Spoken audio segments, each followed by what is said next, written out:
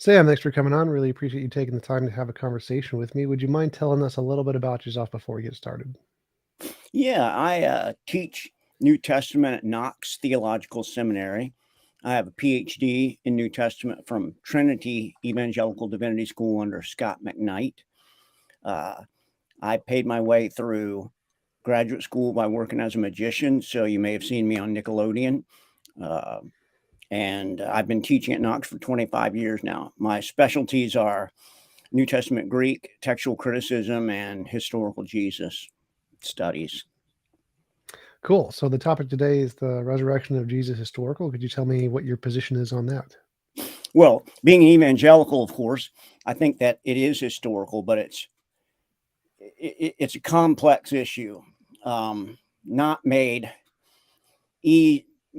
more easy by some of the things that evangelicals have done and written over the past few years. Too often, people try to simplify the issue rather than realizing that it is complex, and there are certain things that need to be built up before you can go to talking about the resurrection, for example. One of them is the validity of the historicity of the New Testament. Are these documents reliable? Have they been passed down correctly? Was the New Testament that was written in the first century the same one that we have today, or is it considerably different? All of those are things that are sort of a base level before you can begin to, because much of my argument for the resurrection will be based on certain historical facts that we can get from the resurrection narratives. And I don't make any claim about the inerrancy of the resurrection narratives or anything like that. I'm only claiming that they are basically historically reliable. Okay, so my first concern is that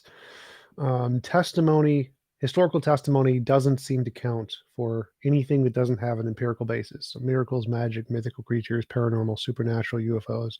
So even if the New Testament was historically reliable, it seems like most historians would reject it on the fact that history isn't allowed to be used to justify new ontologies. You got to have empirical evidence for those things. And so it seems like that on its face kind of eliminates the New Testament from being a reliable basis for miracles. Yeah, I would disagree. I'm sorry, I have a little bit of a cold. I would disagree with that premise.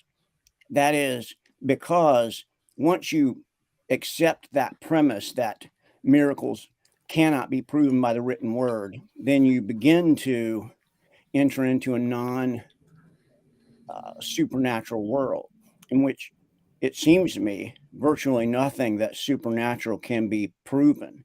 And Christianity is a supernatural religion. So as a result, the Bible is, in some sense, a book about the supernatural.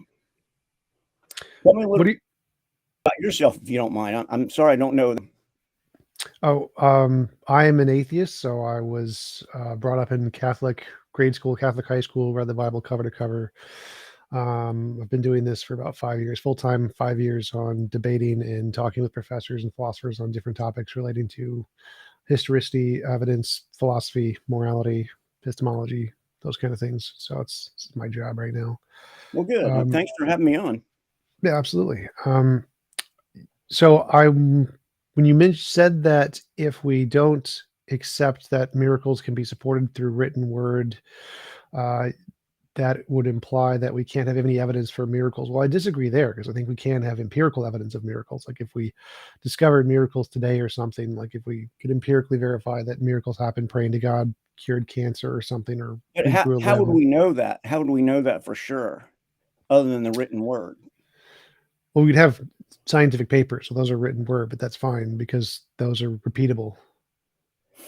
Well, I'm not, this is not an area of specialty for me, but I'm not sure that a lot of those kinds of things are repeatable. And I think that's one of the places where non-theists start to get themselves in trouble. They sort of think of God as a big concierge in the sky. A lot of people do. and they think that they can just ask him for things and he will just do it for them, when that's not the way that the Bible explains God, and certainly not the way that I've understood praying to him. It's not that he's going to do whatever I ask him like Jim Carrey did. Right. I mean, I wouldn't require that. I don't think that's important to the argument. So the argument is more like, suppose there was a historical claim that somebody saw unicorns, Yeah. Caesar saw a unicorn or whatever.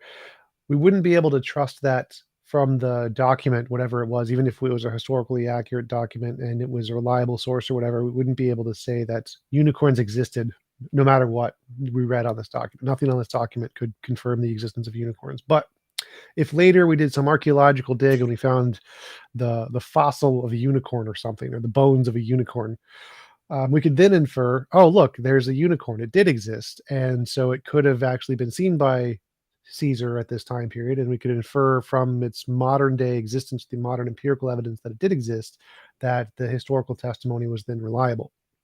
But until we found that historical confirmation of fossilized unicorn bones, we'd never be able to infer that Caesar actually saw a unicorn simply based off of the historical text. And so the same thing would apply to miracles. If we could confirm miracles existed today in whatever empirical method, doesn't really matter what, whether or not God would fulfill it or not. If we confirm miracles today, then we could go back and infer that historical testimony of miracles was reliable.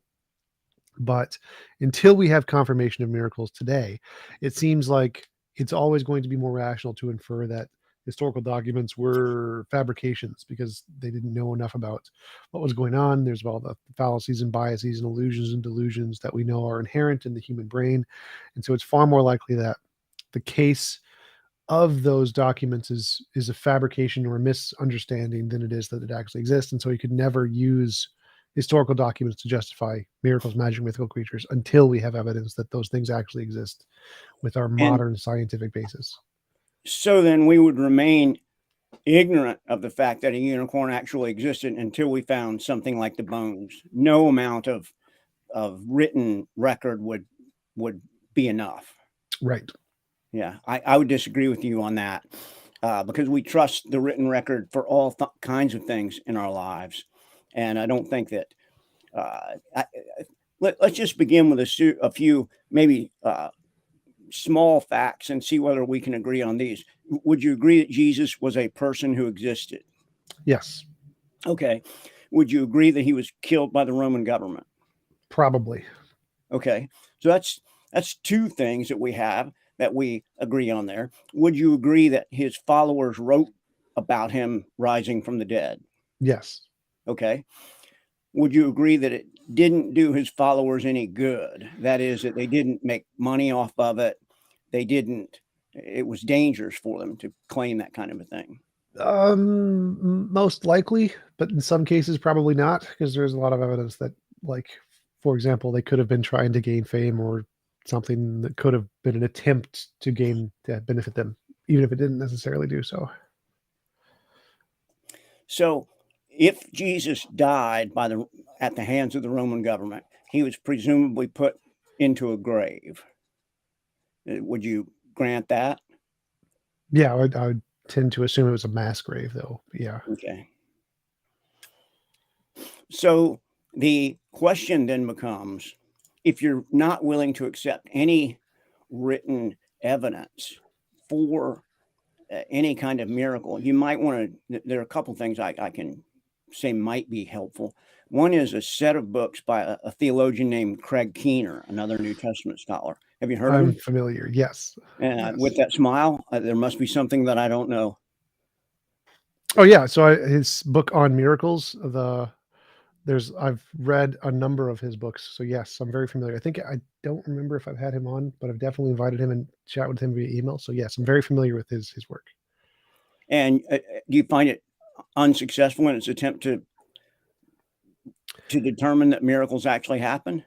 Yes, extremely unsuccessful. I've gone through it with a number of other academics, and there's been the skeptical approach has been to take the best examples, like the 5 to 10 best examples in all of his work, go through them one by one, and actually see if you can confirm them. And my favorite examples are the ones that, like the hospital in the red shoe, where the person has an NDE and tries to experience there's a red shoe in another hospital wing, which that's Right. fully Yeah. explained by different psychological features. So we know that when you suddenly lose consciousness, the orientation of your brain is like water pipes that's just left the way it was as soon as it randomly shuts off. And so all of your experiences that are happening through your sense experience are being saved to conscious memory, even though you're not conscious. And so anything that happens, like if you're touched on the arm or if you hear things, the vibrations of your eardrum still happen.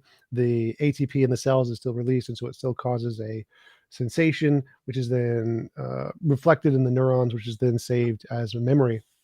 And so if someone talks about a red shoe or whatever in the other wing, and you hear that while you're not conscious, that can be saved in your memory as if it were conscious, even though you weren't. And so when you wake up, you'll remember it as if it was a conscious experience and it wasn't. And that would fully explain the fact that someone could hear something about the red shoe on another wing just by the janitors talking about it passing or whatever, and they could remember it that way, or the doctors talking about it or whatever.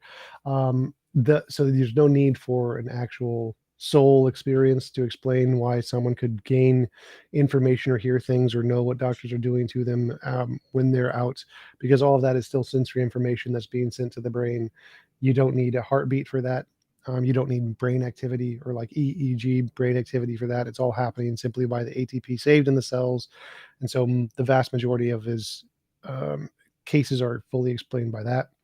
Another one is the one where there's somebody who had an NDE and they floated up above their body and they saw a serial number on top of a ventilator in the room. That one was shown to be false because one, ventilators aren't 7 feet tall, they're 4 feet tall. Second, the VIN numbers are never on the top, they're on the side because the mechanics need to be able to inspect the VIN number to inspect the machine and make sure it works to write off that this is a functioning machine. So it's never on the top. And there's a number of other cases. This was the case from when we were trying to find the hospital, the doctors, and the accounts, couldn't find any of that. This traced back to a single professor in a university and their account of this, but we couldn't ever find any of the actual documents relating to this one.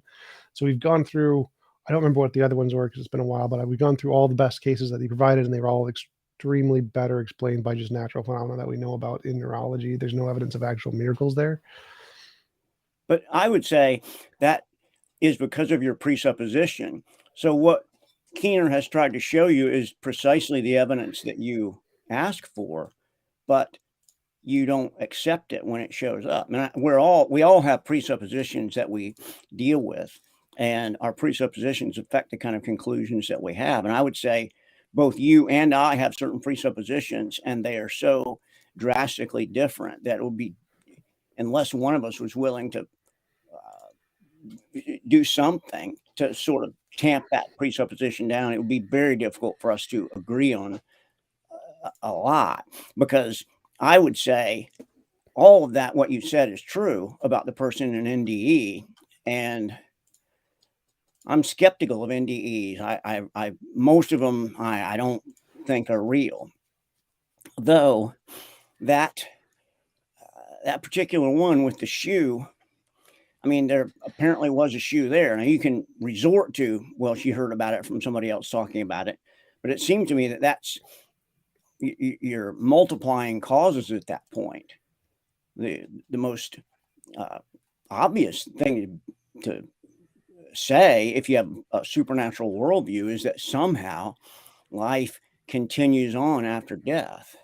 Now, maybe that particular incident doesn't prove it, but I wonder what evidence would it take for you to believe in the resurrection of Jesus? Novel testable predictions relating to Christianity and God of some kind. But I do want to mention the presuppositions thing. I don't think there are any significant presuppositional differences here. I don't think it's a relevant criticism, because I think that when we're looking at any data, we should always, the rational thing to do is infer the most common cause is the cause of whatever we're seeing. So if you see hoof print in the snow, if we inferred it was caused by a horse, that's going to be the most rational explanation. And if somebody inferred it's caused by a unicorn, that's always going to be the irrational explanation. There's no presuppositions required. Whether you presuppose there's a supernatural or natural world, because we know horses are the most common cause, and we That's have a zero evidence. presupposition. What? That's a presupposition that horses are the most common in that particular area, wherever you might be. Well, this is why I say there's no presuppositional difference, because we would agree that horses are more common than unicorns, right? We would, yes. So because we agree that horses are more common than unicorns, if we see a hoof print, horse Yeah. is the better explanation. Right. And so in the case of miracles, if we're trying to explain a miracle, we would typically both agree neurology, fallacies, biases, illusions, those are more common than miracles, just like horses are more common than unicorns, wouldn't we? We would agree on that one. Of course. But what would you say, what was the reason for the gospel writers to make up these stories at a danger to themselves?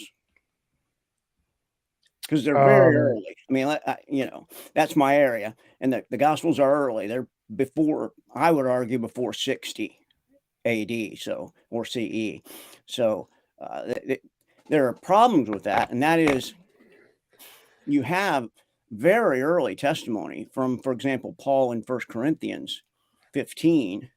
You have very early testimony about the empty tomb, the resurrection, and the number of people who saw him. And it seems to me that Paul is saying this man, resurrected man, was seen by more than 500 people. That he's saying that some of those people are still alive and you can go talk to them. Now, we don't have the opportunity for that kind of empirical evidence because we're historically divided. We're 2,000 years later. But the only thing that we have to tell us about those events is the written word. And that's why I think saying that the written word can never prove a miraculous experience really cuts down on what kind of discussion one can have, because that's a presupposition, it seems to me. Well, I don't think that's a presupposition. I think that's a rational conclusion based on the reason I provided earlier, that if we know there's something else in the natural world that can cause the phenomenon, that's always going to be the more rational interpretation. So if we see, let's say there's a testimony account of a hoof print or something, we should always include horse. Horse should be the rational conclusion. Or if say there was a historical account of somebody said they saw a unicorn hoof print, we should never believe them. We should never be like, yes, the unicorns exist because this person wrote that they saw a unicorn hoof print. We should assume, yep, they saw a hoof print. I grant that part is probably historically accurate, but it was probably caused by a horse and they misinterpreted it because we know the human brain has a bunch of fallacies that we cause that. And so when we look at accounts of the gospel writers writing about people seeing the resurrection of Jesus, we can say, yep, they definitely saw something. They probably believed it. I'm totally happy to grant that. Did they actually see the resurrection? Nope. They probably saw one of the tens of thousands of delusions that we can see happening all over the world of the exact same accounts that we don't believe. So there's a famous account of Santi Sai Baba, Hindu miracle worker who performed miracles in front of tens of thousands of people. They all claimed to have seen him perform miracles right in front of them. Do we believe he actually caused miracles? No, we don't. We think that he's just a con man who is doing parlor tricks. We don't think that we think that all of those people giving those accounts were truthful in what they believed, but they didn't understand enough about reality to be able to differentiate what he was doing from being real magic versus just illusion, parlor tricks, delusion, whatever. Same with the Fatima case, where tens of thousands of people saw the sun move, but half of them saw it, half of them didn't, whatever. And we wouldn't say that the sun actually moved. We'd say these people did see something. That's fine. But it wasn't a miracle. It was a known psychological factor that if you stare at the sun, your brain starts to do a lot of very silly things. And so we can grant the testimony and the authenticity of their belief and say that this is most likely caused by a known phenomenon that is like the horse, that's really common. And we would agree that it's more common than actual miracles. And so it seems irrational to say that this would be good evidence of the actual miracle existing, any more so than having somebody write down that they saw a unicorn print would be evidence of unicorns. I would tend to argue that might be a little easier to sustain if there were only one gospel. But given the fact that you have the four got the resurrection and Paul talking about the resurrection in 1 Corinthians, you have five different people. The chances of five different people all seeing the same delusion is virtually nil. Mass delusions don't happen. I mean, you can talk about Fatima, but there's a physical reason for that. You stare at the sun. Mass delusions happen at a magic show, but they don't happen at in life very much that I've ever seen or read about.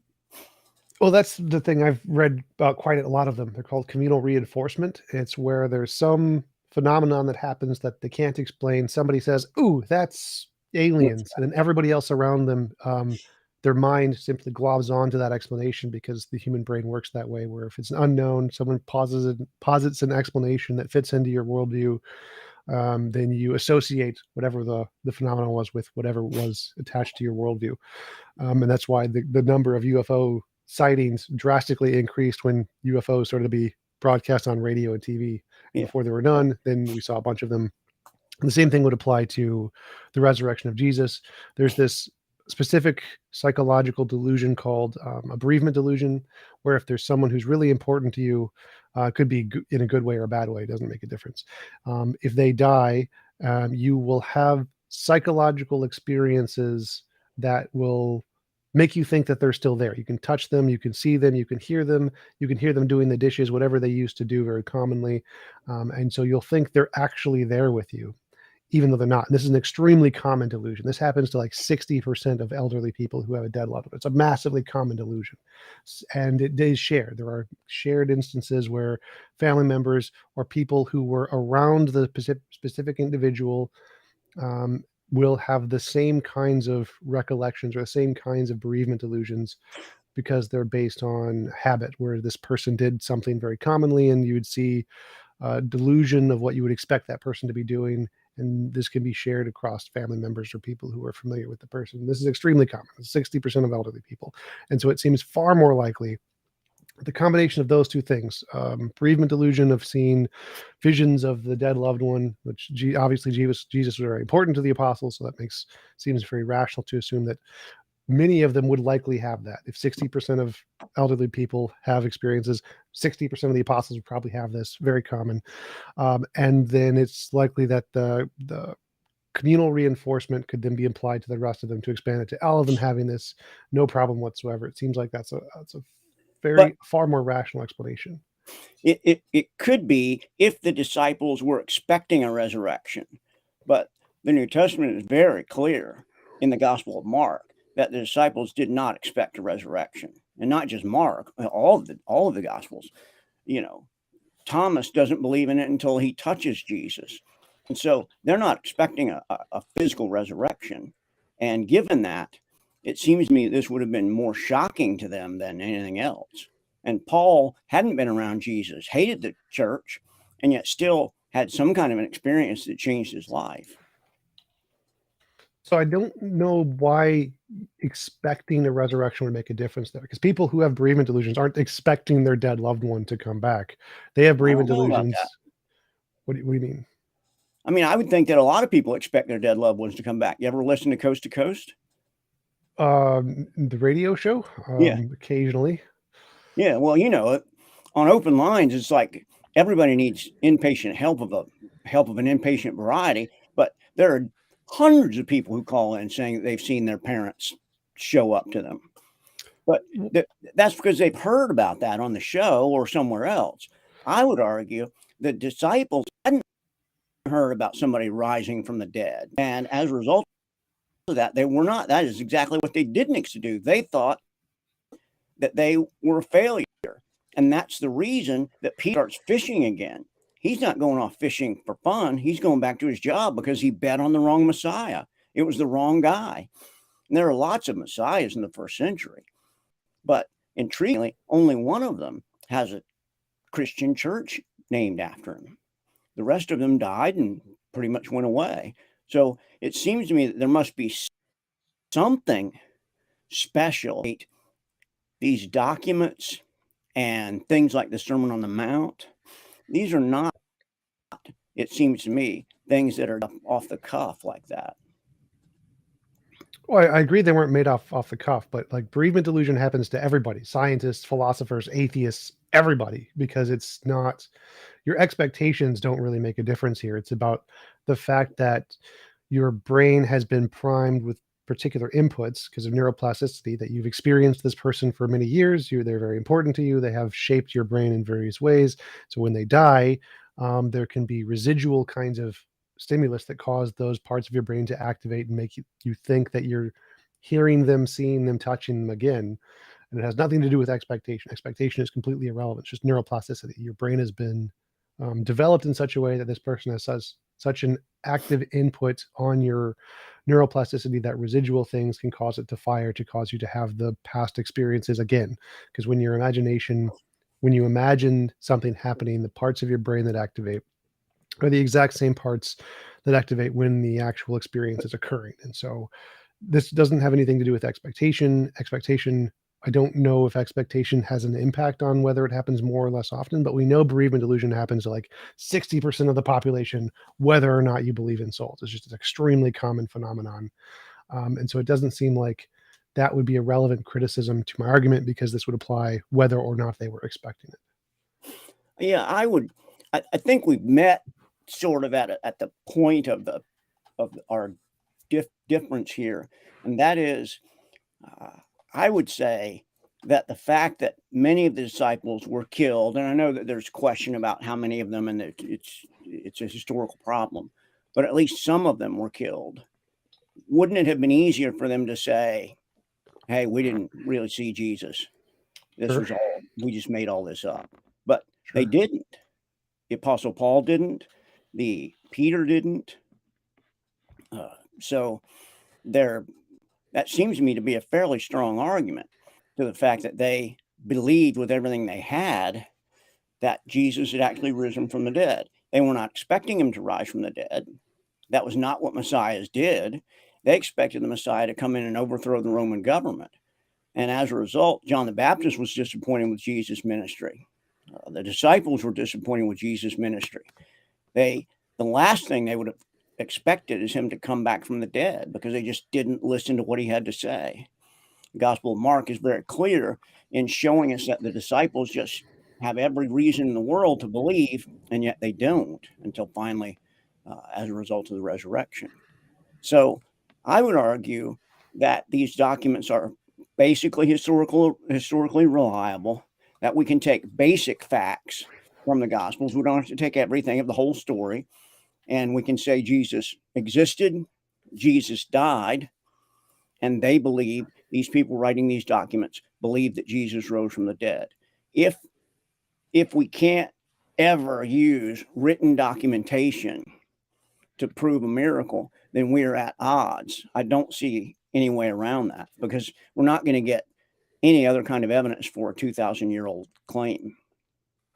Well, sure. So, but let's grant that that's true. If the apostles did have a bereavement delusion after Jesus died, and communal reinforcement causing them all to share this delusion, I would expect them to believe it. So I would expect them, because they don't know what bereavement delusions are. They don't have access to modern neurology. They don't have access to polling data of how often this happens.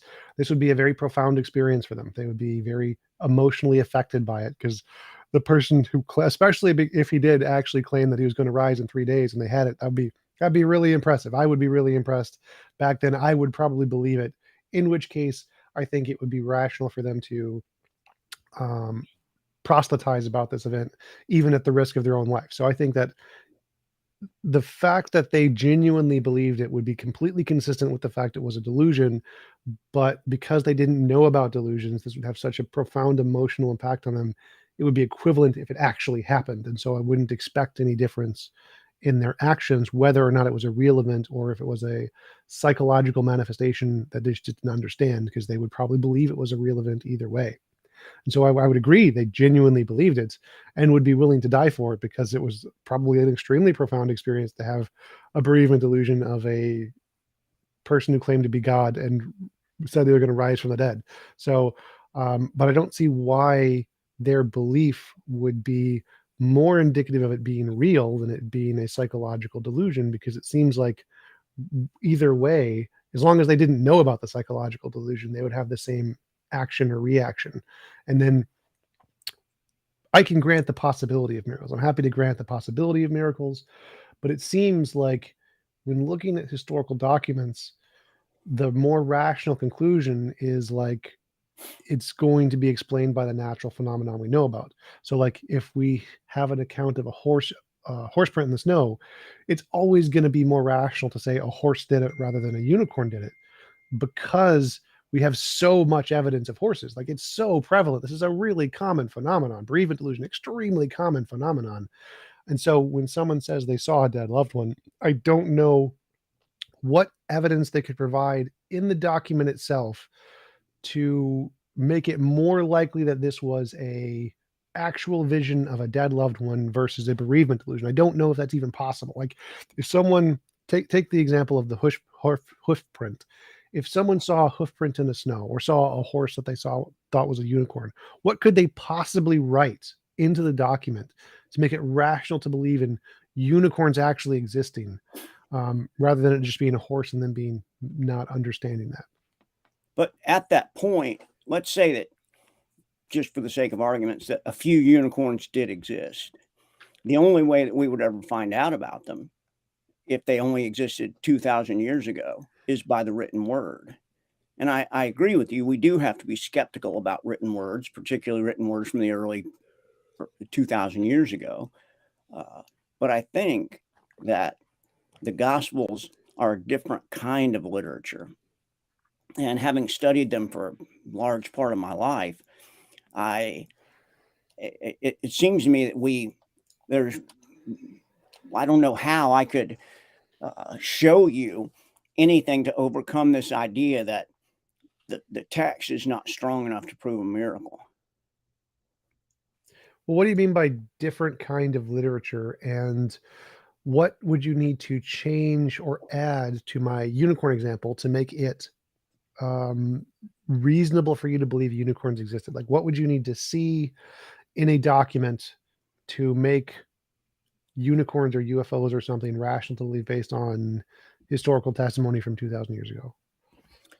Well, in terms of different literature, like the Greek New Testament, particularly the Gospels, is different from like Herodotus. They don't put out these crazy, wild stories about ants digging for gold and stuff like that, and people with one foot that goes backwards, stuff like that. I would say that the vast majority of what is included in the Gospels are stories about a man going around teaching wonderful things. And the fact that he rose from the dead indicates that he is who he claimed to be. Now, all of that is based on the text. And if the text is never strong enough to overcome a presupposition against miracles, or at least statistically, it's never strong enough to overcome that, then it seems that there's no way that you could ever believe in the resurrection. There's no evidence that exists that would be strong enough.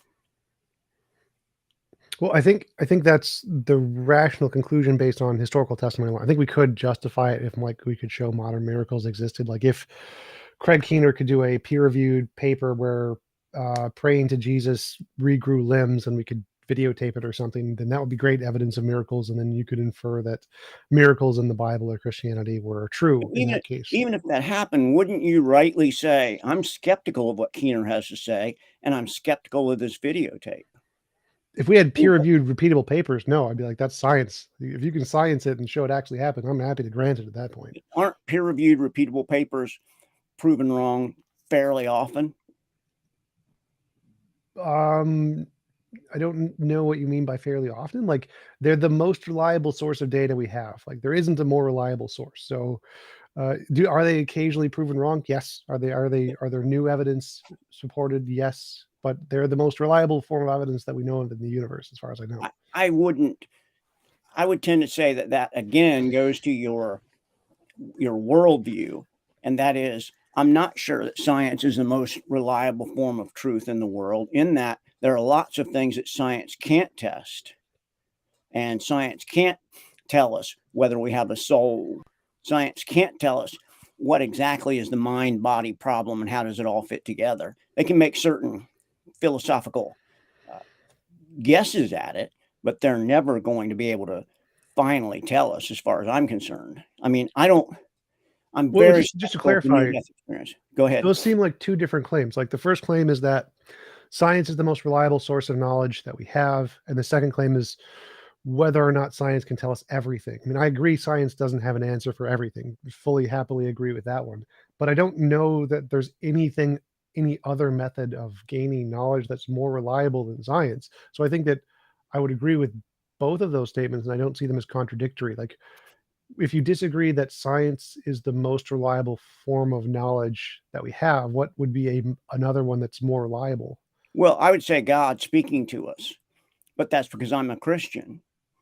And so that goes to my own presuppositions Well, about, how would you evaluate that to be as reliable as science? Like, I would say that if it was the case that God speaking to us was more reliable than science, then we should be able to use that to make scientific discoveries or make discoveries that science hasn't been able to make before it makes it. So, like, yeah, if God talking to us is more reliable, we'd be able to say mathematicians could get mathematical solutions from God, or physicists should be able to get solutions from God and then discover it in science. But that seems to have never happened. It seems to be the other way around, where we'll get scientific discoveries and then theologians will try to get messages from God after the fact confirming this, or make that fit their worldview. But it never seems to go the other way around, where knowledge given from God's word is then confirmed by science. well, I'm not sure about that because let's take a fairly heated example in among fundamentalism, and that is the days of creation, 7 24-hour days. Well, we know that's highly unlikely, just highly unlikely. And it wasn't modernism that came to tell us that that's highly unlikely. It was Augustine back in the third and fourth century saying God doesn't need 7 24-hour days. He can create the whole world in an instant if he wants to. So this time must mean something else besides pieces of 24 hours. So I think that there are cases where theologians have led the uh, the pack instead of the scientists. Now, I'm not a scientist, so I don't, I, but I do know Augustine and people like that. But your point is well taken that we can't, it's not as if God, again, is our concierge and we just ask him for whatever we want and he gives it to us. And that's the reason that I think many of these tests about things like uh, prayer and, near death experiences, I think that they don't work. There's always going to be some kind of a problem with them. You might remember, it's been a while now, maybe 15 or 20 years. There was an experiment where there was uh, a computer monitor facing the ceiling in hospitals, and they wanted to see whether or not a person claiming a near-death experience could tell them what was on that computer monitor because no one else would know. It would be switching pictures all the time. Well, skeptics, and I remember this particularly from the Skeptical Inquirer magazine, went Michael really Shermer. were really upset about that and said it's unethical. You can't be doing that. And I don't know why. I mean, if we're after truth, why not? Yeah, I'm all for it. Go for it. Test it in every way we can. I think that's a great idea. I don't agree with Michael Shermer on a lot of things. I don't think he's a scientist in many ways. He's a Yeah, journalist. But that's a different magazine. That one's called Skeptic, but then there's a Skeptical Inquirer that was which one is that? Who it's who runs that? it's much older. Oh, gotcha. It was run by James Randi at one point, and the typical skeptics that you might expect. Penn writes in it from Penn and Teller.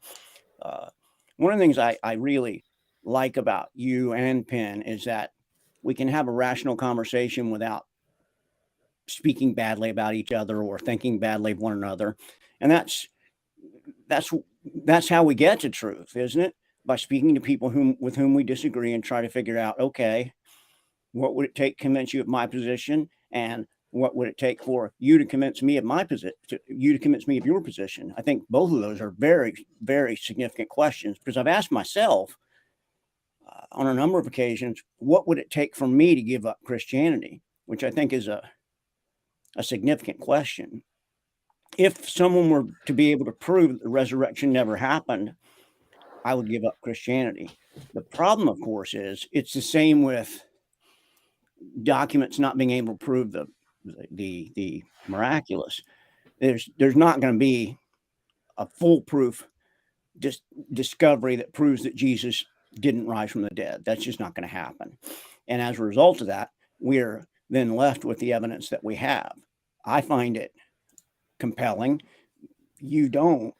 And I think that some of that is because of the way that we come at the question.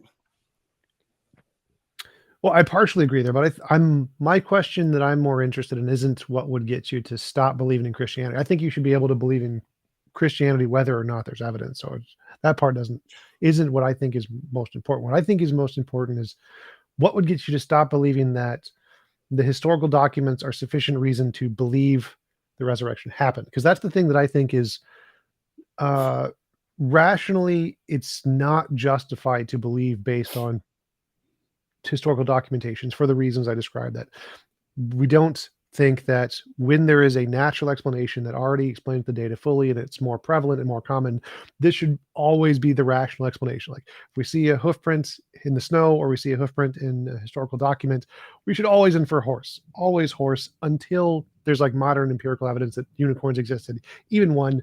Then we could infer maybe it was a unicorn and there's a rational basis for that. But until we have evidence of the unicorn, that seems like we should always go horse. Horse is the best explanation here. But in the theologian's case, that doesn't seem to be what they're doing. They seem to be adding, nope, it's the unicorn. Even if we don't have any empirical evidence of unicorns today, we're still going to infer it's a unicorn just based off of what's in the text. And that part I find very dubious, because I think that if I just gave you could make up whatever textual document you wanted with anything in it you wanted.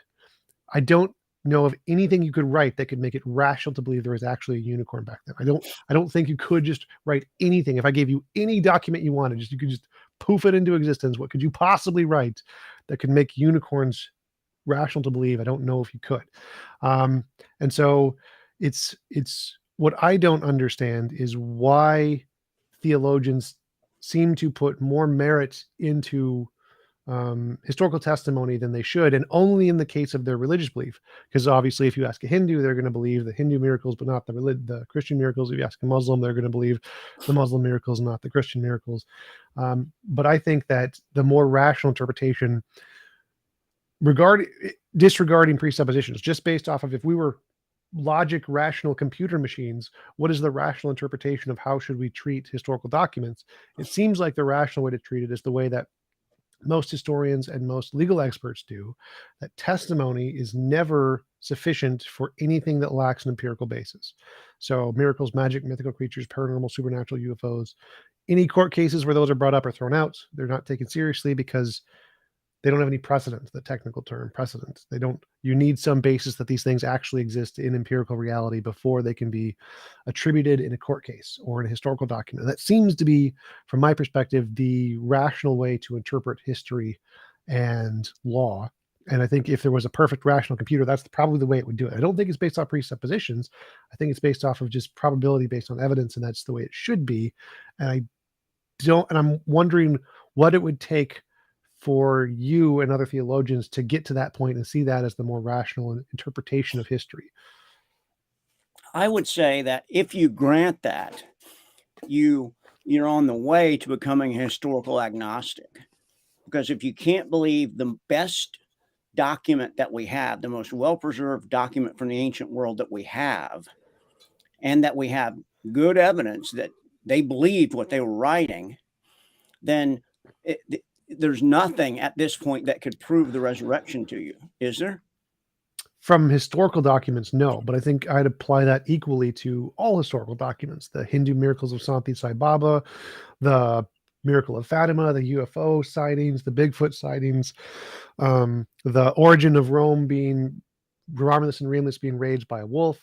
I would apply this to every single case of miracles, magic, mythical creatures, paranormal, supernatural, UFOs. And that seems to give me the most accurate basis of history, an understanding of history that I could possibly get. The one that gives me the most true beliefs and the fewest false beliefs. But if you add in this extra criterion that allows in some set of circumstances, these are justifiable to believe based off of historical documents, it seems that opens the door to a whole bunch of false beliefs. And there's no way to adjudicate which ones of these are the correct and incorrect ones, because the people writing them all believe them. They believe, or vast majority, they believe that they saw this thing. It's extremely common that humans believe that they see supernatural experiences. It's very happens all the time. Most people think they have supernatural experiences. So that part is just universal. They all believe it for the most part.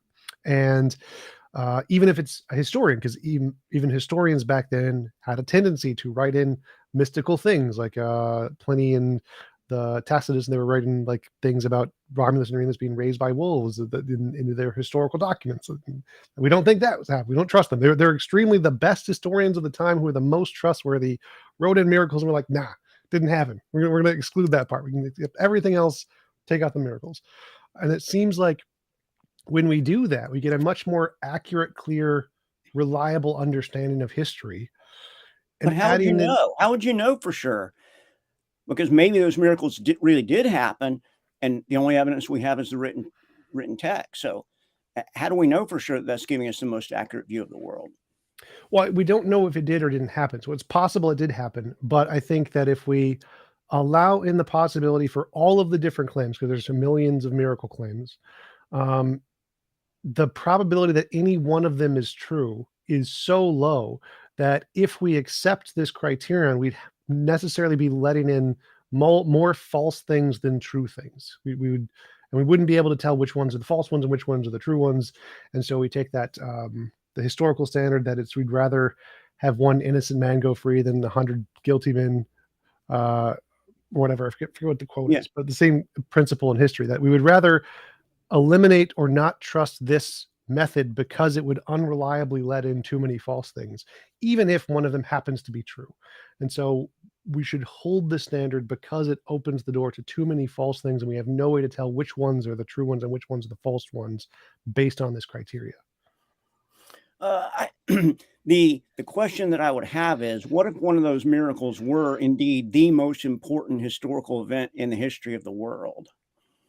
Your method would not allow us to know about that, and as a result, we would be ignorant of some significant piece of history. Wouldn't that be? Go ahead. Wouldn't that be fair? That anything that seems miraculous that's written down in an ancient document didn't happen. That would be your go-to position. Well, I wouldn't say seems miraculous. I say it doesn't have an empirical basis in reality. So I specifically, right. So stories of unicorns and Bigfoot and whatever. Yep. Those kind of things, you're just going to say it didn't happen. No matter that Roger Patterson had a film of Bigfoot in 1967 in Bluff Creek, you just don't care because it's fake. It's just fraudulent. And Roger Patterson was a guy who liked to fool around with people. And if it weren't for the Patterson film, we wouldn't have Bigfoot today. But I would say that the evidence for the resurrection is a different kind, in that we have very strongly preserved historical document. We have a very strongly studied historical document. For the last 2,000 years, the New Testament's been studied by a variety of people.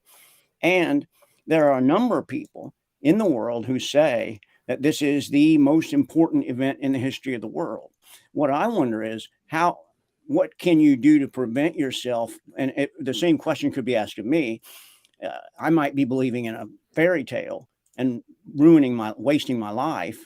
What kind of evidence could we get to that would help us both to avoid either one of those ends to our lives? Well, so the first thing is the importance question. Like, I don't know if importance matters. So, like, for example, if we have a set of 4 or 5 different methodologies, one is using science or whatever, and one is flipping a coin. Say we have a really important question and a really simple question. To me, it doesn't seem like, because the question is really, really important, it's okay to use the coin flipping. It seems like that's a terrible, terrible explanation. We shouldn't be like, it's okay to flip a coin if it's a really important question. It seems like what matters is the reliability of the methodology. The reliability of the methodology is what we should use to answer both the most important question and the least important question. It doesn't matter the importance. What matters is what's the reliability of the methodology. And my analysis of historical testimony is more like coin flipping. It's a bad methodology. It can't differentiate which ones are the real ones and which ones are the false ones. Even if we assume that there were real ones, this method wouldn't be able to tell us which ones are which. And so it's like coin flipping. And so whether or not it's a really, really important question or just a simple mundane question, we would either way, we would still use the more reliable methodology rather than the coin flipping. And so that would be the first thing. I don't think that the importance of the question matters. The second thing is what can we do to eliminate false beliefs and make it more rational? I would say that we would have to test more about the ideology today. And if we can confirm it today, like the Craig Keener methodology, his attempt to demonstrate miracles is the correct thing to do. I think that if we could demonstrate miracles scientifically today, then it would be completely rational to infer that those miracles happened in the past. I think that Craig Keener's method doesn't work. I think that's the consensus among everybody in every field he talks to: neurology, psychology, cognitive science, medical science. The methodology he's using doesn't work.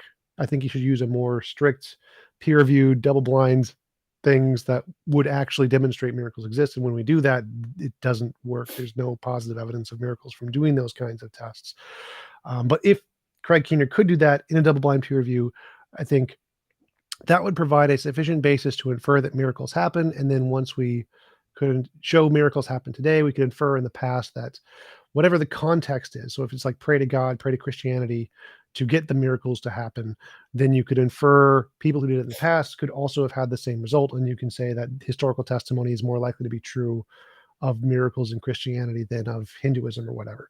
And so I think that the Craig Keener method is the right method. You just needs to do it in a more scientific way with peer-reviewed, double-blind, repeatable studies. And if you could do it that way, then you could infer miracles in the past and Christianity happened. But you can't expect the Gospels to do a peer-reviewed double-blind study. You can't expect Matthew to footnote in Turabian format. Oh, right. Just to clarify, I mean, today, I know I'm you're not talking about Keener, but yeah. The point is that's what they had. What else could Matthew have done to convince you of the resurrection? Oh yeah, I don't think there's anything Matthew could have done. Maybe there is. Maybe like if he made predictions about science. We said God rose from the dead, and he told me DNA is a double helix, and he told me the universe is 13.8 billion years old, and he told me that the CMB will see a difference of 0.25 degrees Kelvin, whatever. If you made all of those predictions, I think that then it might be rational to believe based on the historical document. But other than making those kinds of future predictions in science, I don't think there's anything he could have written down that could have done it. I don't like, because my argument is that if we could do the peer-reviewed stuff today and show that unicorns existed, then it would be rational to infer the testimony of unicorns was reliable. But so I don't think I would expect Matthew to actually do the peer review. I don't know. That's fine. We can just accept the documents as they are, and they could be rational to accept if today we could show miracles existed or unicorns existed, that people in the past experienced these things in reality, as opposed to them being a figment of our imagination. Let me ask you a couple of questions. I have class in a little while, so I'll probably have to cut out at about an hour. But let me ask you, given the fact that there's nothing else that Matthew could have done, you're willing to say it's possible that Jesus rose from the dead. It's possible that he was God. It's possible that Hebrew Bible did predict some things about him. And the evidence is just not strong enough for me. So if by chance there is a God and you stood before him, you would say the same thing that Bertrand Russell would say: why didn't you give me more evidence? Is that... Yes. Well, I'd have some moral questions for him, like drowning babies in the Bible or whatever. But yes, I would say that there is not sufficient evidence to make it rational to believe based on the evidence that there is such a being. And so I didn't. Yes, that's what I would say. And there are, this is not my area, but just there are those who would argue that belief in God is necessarily presuppositional to do anything. And it's not my argument, so don't. But I'm very, very familiar with presuppositional apologetics. I've had a number of them on. Yes, I'm not very thrilled with a lot of that, but it is what it is.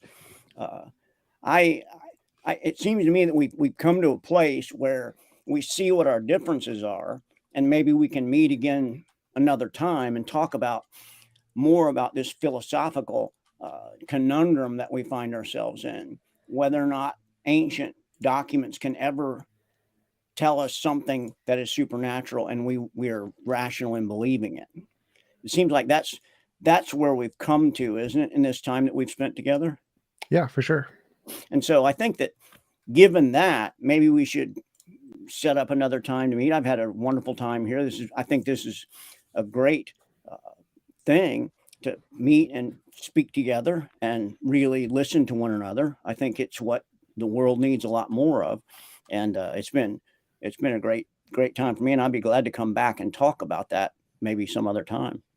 Absolutely. I really appreciate you coming on. It was a really enjoyable conversation. I do want to give you the opportunity to give any links or references for people can find out more about your work. I'm not famous or anything. I have one book about Greek grammar that nobody really wants to read. Students buy it. So it's, you can look up some of my stuff on knoxseminary.edu if you want, some stuff on YouTube, but it's not, there's some scholarly stuff on there, but it's mostly popular level kinds of things. And I think this is true for all of us. We say things with more conviction when we're speaking to a crowd of our brothers and sisters.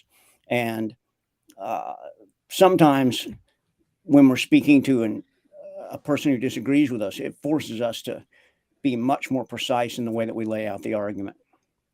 Definitely. I think that talking to people you disagree with is the best way to learn anything, because they've learned about their position and the weaknesses in yours, and you've learned about your position and the weaknesses in theirs.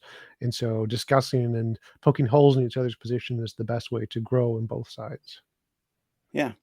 And I haven't convinced many, if any, of the listeners, but that's okay. Hopefully they've listened, and it's okay. We've all learned, and it's a good thing. It's been a wonderful conversation. It's been very pleasant for me to get to know you a little bit more, and I look forward to talking to you again. Absolutely. Thanks again for coming on. I really appreciate it, and I hope you have a wonderful rest of your day. You too. And I'll sorry I can't stay longer, but as I said, it's the last day of class today, so I've got to get there. Yep. All right. Absolutely. Yep. Okay. Talk to you Thank later. you so much for having me. So long.